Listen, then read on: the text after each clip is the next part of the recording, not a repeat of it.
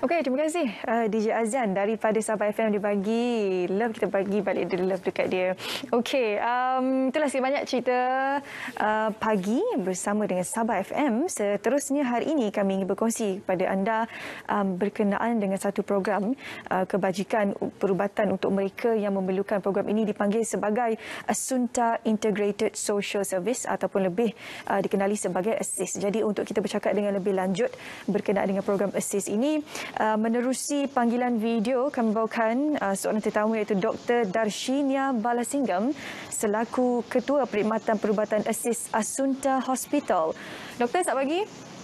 Selamat pagi, Puan Syuhada, Cik Syuhada, sorry. Ya, boleh, Cik Syuhada boleh. Okey, Doktor, kalau Doktor boleh kongsikan terlebih dahulu sebelum kita pergi berkenaan dengan lebih lanjut berkenaan dengan program ini, mungkin sedikit pengenalan. Apa itu ASIS? Silakan. Okey. ASIS sebenarnya dikenali sebagai Assunta Integrated Social Services.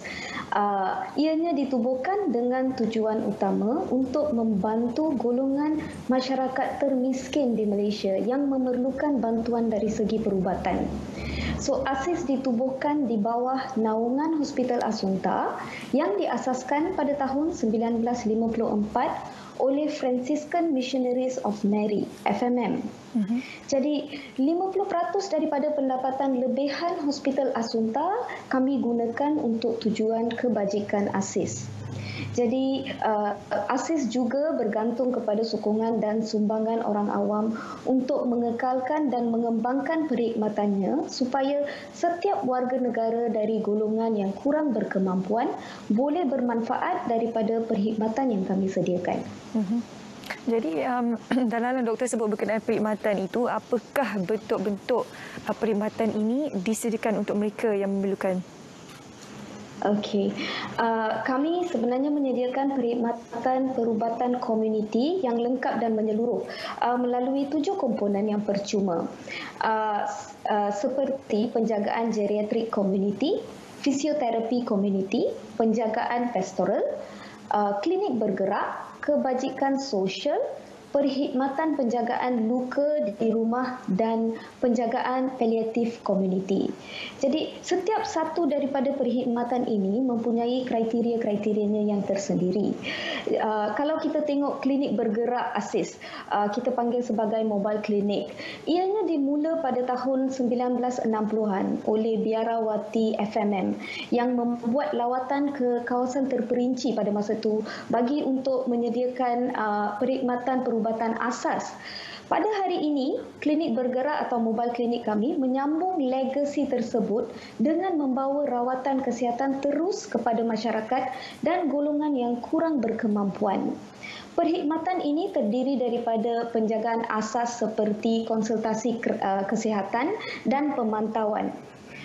Kalau kita tengok perkhidmatan paliatif pula, kami berganding bahu dengan pakar-pakar paliatif kerajaan yang membantu meneruskan pertolongan medikal pesakit terminal di rumah seperti pesakit kanser.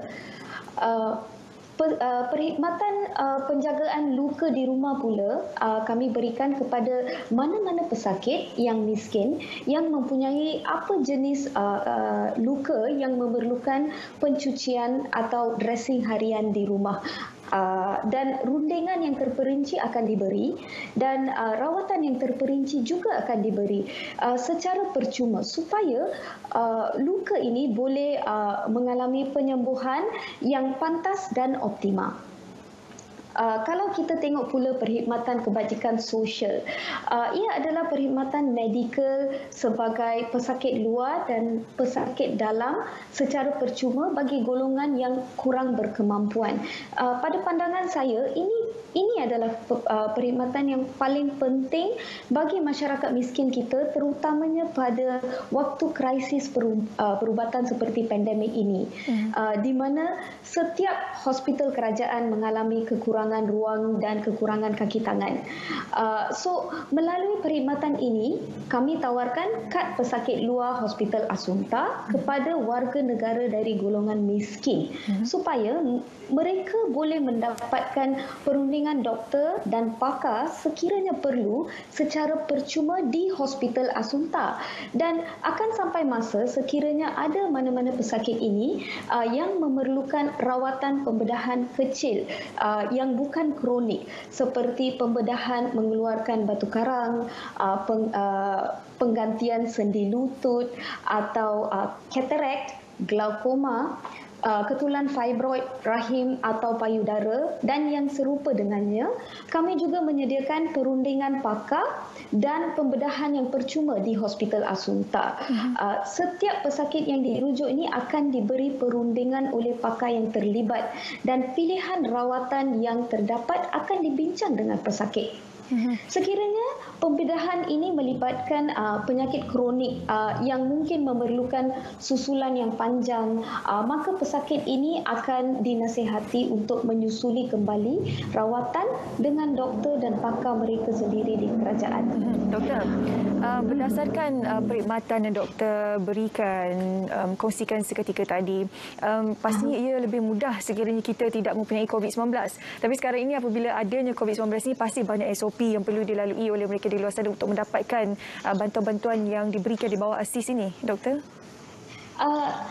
Sebenarnya SOP kami tidak berbeza daripada SOP kerajaan.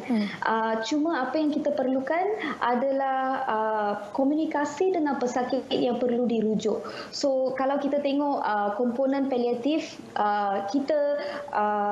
kita akan berganding bahu dengan doktor dari hospital kerajaan untuk rujukkan pesakit ini. Kita akan hubungi pesakit tersebut melalui telefon, dan sekiranya pesakit ini tidak mempunyai simptom-simptom COVID, kita akan membuat lawatan ke rumah seperti mana-mana perkhidmatan hospis atau perkhidmatan komuniti lain.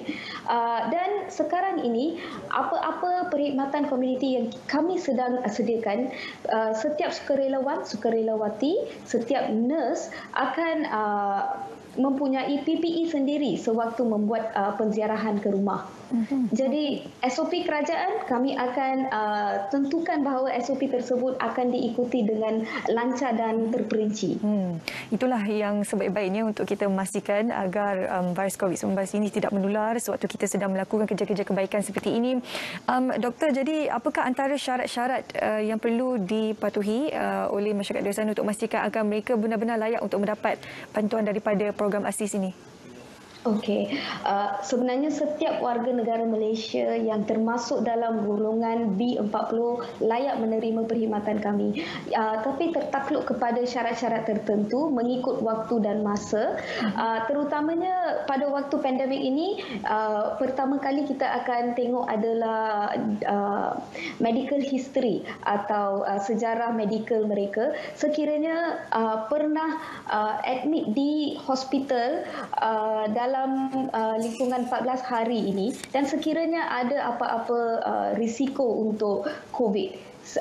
Ini sebenarnya kerana sekiranya kita nak jumpa pesakit ini atau menziarahi pesakit ini di rumah, kita tidak mahu jangkitan ini dibawa oleh nurse kami ke pesakit lain. Yeah.